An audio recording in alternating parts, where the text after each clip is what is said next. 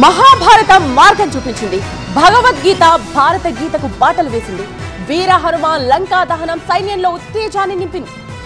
రామ్ చరిత్ మానస్ పాటలో చరిత్రను తిరగరాసింది Indian army. ఇది ధర్మ యుద్ధం. పహల్గామ్ ఉగ్రదాడి తరువాత పురాణాలే స్ఫూర్తిగా మన దేశం ముందడుగు వేసిందా? ఎయిర్ మార్షల్ ఏకే భారతి మాటలకు అర్థం అదేనా? ముందు మంచిగా చెప్పి చూడాలి. ప్రేమగా నచ్చ చెప్పేందుకు ప్రయత్నించాలి. అన్ని మార్గాల్లో రాయబారం నడపాలి. శత్రువుతో సంధి కోసమే ప్రయత్నించాలి.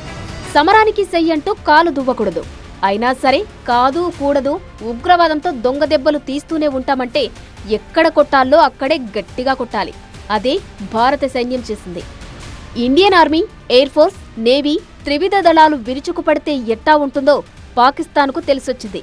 అదే విషయాన్ని మరోసారి చెప్పారు ఎయిర్ మార్షల్ ఏకే భారతి. ప్రేమగా చెబితే విననప్పుడు భయపెట్టడమే మార్గమన్నారు ఆయన. రామ్ చరిత్ మానస్ చెప్పింది ఫాలో అయ్యామన్నారు ఎయిర్ మార్షల్. గోస్వామి తులసీదాస్ రాసిన రామ్ చరిత్ మానస్ లో ఓ పంక్తిని చదివి వినిపించారు. विनय न माने जलधि जड़ भय 3 दिन बीत बोले राम सकोप तब भय बिन होए न प्रीत. तो समझदार के लिए इशारा ही काफी. ఎయిర్ మార్షల్ ఏకే భారతి నోట రామ్ చరిత్ మానస్ మాట రావడం యాదృచ్ఛికం కాదు. పెహల్గాం ఉగ్రదాడి తర్వాత మన సర్కార్, సైన్యం ఎలా ముందుకు వెళ్లాలని దానిపై పురాణాలే మార్గం చూపించాయి. నాటి మహాభారత యుద్ధమే నేటి భారతావనికి ఆదర్శంగా మారింది. భగవద్గీత స్ఫూర్తితో భారత్ గీత వినిపించాం.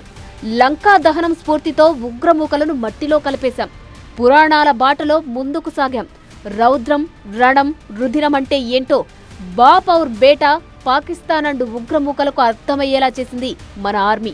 అంతకుముందు కశ్మీర్ వెళ్లిన ఆర్మీ చీఫ్ భూపేంద్ర ద్వివేది మొదటి సంకేతం ఇచ్చారు. వాళ్లు సిద్ధమంటే మనం యుద్ధమవుదామన్న సందేశం చేరాల్సిన వాళ్లకు చేరిపోయింది. బ్యాక్గ్రౌండ్ లో భగవద్గీత ఫోటోతో పాకిస్తాన్కు ఇండియన్ ఆర్మీ చీఫ్ స్పష్టమైన సందేశాన్నిచ్చారు. పెహల్గాం దాడికి ప్రతీకారం తప్పదని హెచ్చరిక జారీ చేశారు. ఆ తర్వాత ఆర్ఎస్ఎస్ చీఫ్ మోహన్ భగవత్ కూడా అదే భగవద్గీత సాక్షిగా పాకిస్తాన్కు స్పష్టమైన సందేశమిచ్చారు. పెహల్గాం ఉగ్రదాడిపై స్పందించిన ఆయన తప్పు చేసిన వాళ్లను శిక్షించాలని భగవద్గీత బోధించిందని స్పష్టం చేశారు. పాకిస్తాన్కు దండన తప్పదని గత నెలలోనే పరోక్షంగా తెలిపారు. ఆపరేషన్ సింధూర్తో ఉగ్రవాదులను ఏరిపారేశాక హనుమంతుడి లంకా దహనం ఘట్టాన్నే ఆదర్శంగా తీసుకుని ఉగ్రస్థావరాలపై విరుచుకుపడ్డామని రక్షణ మంత్రి రాజ్నాథ్ సింగ్ కూడా స్పష్టం చేశారు. ఇలా భారతం రామాయణం చూపించిన మార్గంలోనే దుష్ట శిక్షణ చేశామంటోంది ఆర్మీ.